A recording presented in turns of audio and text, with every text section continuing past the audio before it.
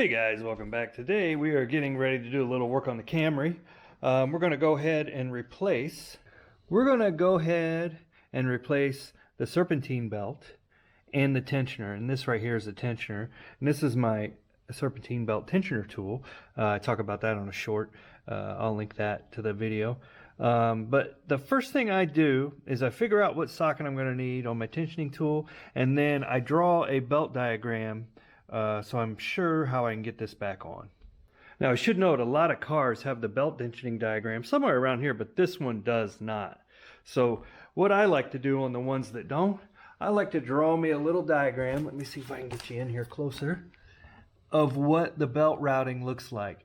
And I've got my crank, my tensioner, my alternator, my water pump, and my AC. And that is the pattern of that belt.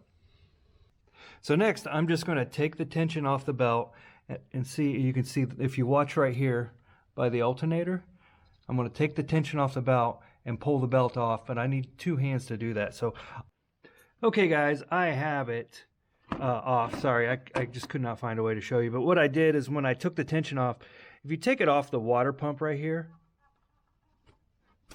if you take it off the water pump, there's no grips on it, I'll call it. Like there's no teeth, whatever you want to call it, that's on these other devices that's going to hold the ridges in the belt in. So take it off the water pump, and then you can go ahead and finish pulling your belt out all the way.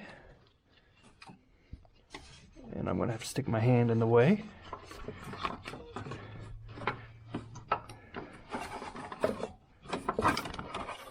Okay, there we have the old belt out, and it actually does not look too bad. So I'll probably hang on to this one as a spare.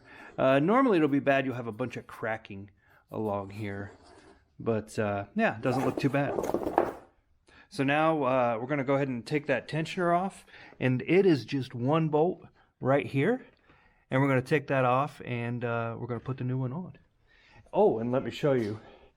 I did buy a kit made by Gates. Here it is. And that's what we're going to be replacing it with. Okay guys, my socket does not quite fit in there, so I've got a 12mm wrench. That bolt is a 12mm. And I've got to muscle it off. So I'm going to do this, put the camera away and do this with two hands real quick and get it out. Okay guys, this is the old tensioner. Actually doesn't look too bad. Doesn't sound too bad.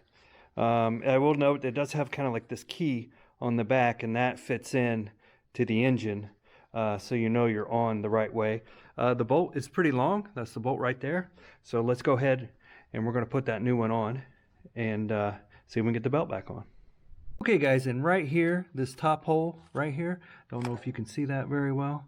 That top hole is where the keyway, I'll call it, goes, and then that bottom bigger hole is where the bolt goes in and through.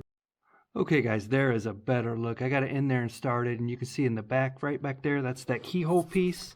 Let me see if I can kind of jiggle it a little bit, see where it goes. That bolt started, so I'm going to go ahead and tighten it down, then we're going to reroute the belt. Okay guys, I have the belt loosely kind of routed around where it needs to go. It's around the crank down there, coming up around the AC, and I got it going around the alternator because all those are ribbed, like I said, and I don't have it on the water pump here yet because see, that's all smooth. So what I need to do is move the tensioner and then bring this belt back around the water pump. I think that's going to be the easiest way to do it. Look at all the slack in here, you can tell. I think I saw a lot of reviews saying on these, oh, the belts aren't the right size, but I'm wondering if it's the way they're trying to put it on. So we're going to give it a shot. Maybe it's not the right size. We're going to give it a shot and see how it goes by doing it on the non-ridged part, the water pump down there, not something like the alternator. That's going to be a lot harder to get over this lip and things like that.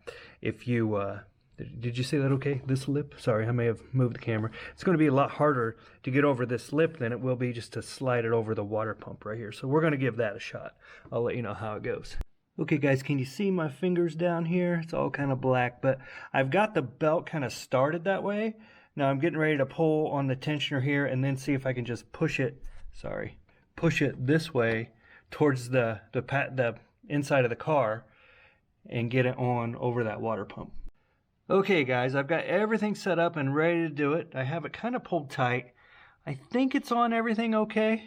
But I've got my hand set up down there, like you can see where I'm going to push that onto the water pump, kind of push it towards the inside of the car, I'll call it, as I move this tensioner and see if I can get it wrapped around that water pump. Okay guys, I fought with that more than I care to admit, and my theory of getting it on was wrong. And I can see exactly why everybody says, oh, these belts are too short, they're too short.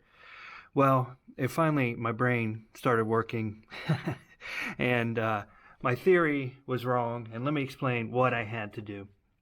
I had to route the belt in the normal way. Okay, let me go down to my diagram. That'll be easier, probably. So, looking at my diagram, I had to route my belt except go around the tensioner and then through the rest of it like this, because there was really too much angle involved and there was a lip on the AC compressor, so I could never get it fully over and get it on the water pump. So that was my first theory. That didn't work. So I was looking at the other ones. There's no other pulleys, no idler pulleys or anything like that, but the tensioner pulley is flat like the water pump is, so there's no lip on it. So I ran it, and then the belt kind of ran up along the tensioner like that. Then I just bent the tensioner down and I was able to slip it under the tensioner, and that's how I was finally able to get it on.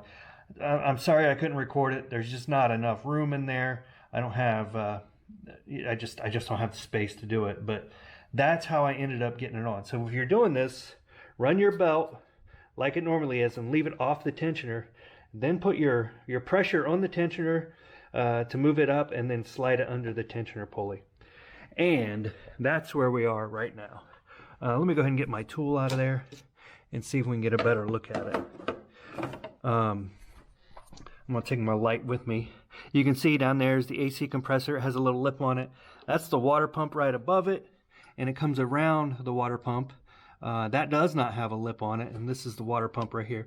Then we have the alternator, and it comes up around there, and then down below the crank at the bottom. So right here's my tensioner.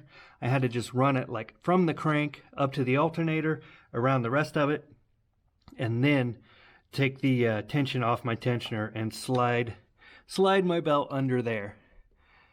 So that's how we do it, guys. I hope that helps somebody out, because this is a pain. This one it's more difficult probably than a lot of the other ones I've ever had to do in my life. So many different cars. But this one, it's pretty tight. So that's all we got today, guys. Hope it helps somebody out. Like, subscribe, all that good stuff, and we'll see you next time.